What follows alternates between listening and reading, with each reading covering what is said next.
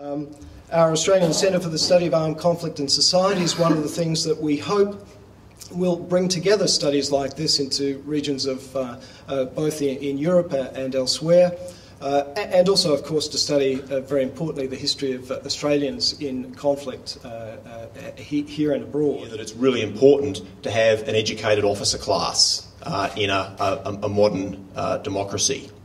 And part of that process is to make sure that the thinking that goes on here is at the leading edge in technical areas and in the humanities and social sciences.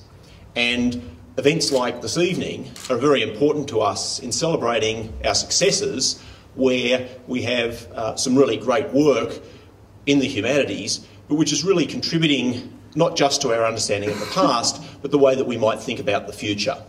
We are very humbled because the contribution, the scientific contribution of two eminent professors is something which touches us, first of all, as friends of Australia and friends of history, and particularly military historiography.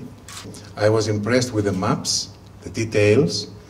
As a diplomat, I was very happy to see interesting diplomatic chapters. And then it was the heroism, it was the contribution of known and unknown, it was politics, it was a combination, a cornucopia, if I may use the word, of everything, which was extremely important. It touched us not only because it concerns Greece at a very critical moment.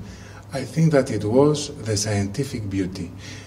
Science can have the same result as art. It can create emotion, and then when it creates emotion in an impartial way, I think that this is the success. In international relations, it is of utmost importance to renew from time to time, at intervals, through the celebration of anniversaries, and not only, the memory of shared historical experiences, which galvanize the bondage of friendship between specific countries.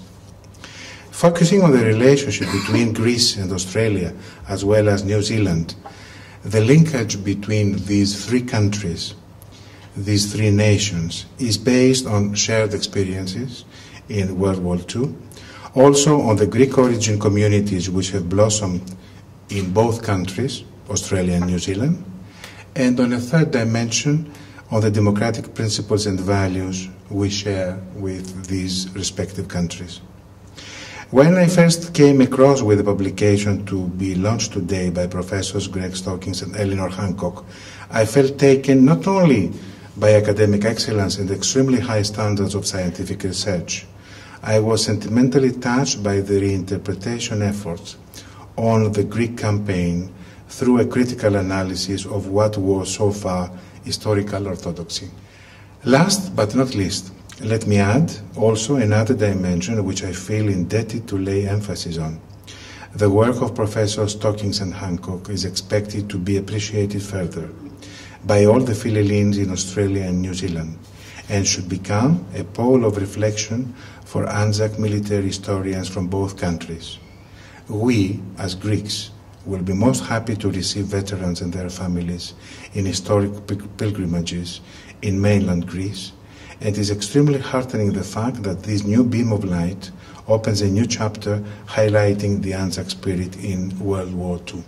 We'd like to thank Jeff Gray, who couldn't be here, as Director, and our colleagues in the Australian Centre for the Study of Armed Conflict and Society for providing a stimulating environment for our research. And we are also grateful to the Australian Research Council, the Army History Unit and UNSW Canberra for the financial support which made our research possible. This study is a multinational study written from sources on both sides of the conflict. It demonstrates that there's considerable work still to be done on the history of the Second World War, even 60 years after the end of the conflict. And it shows that historians can reach new findings if they move away from the assumptions of wartime propaganda from the Allied side.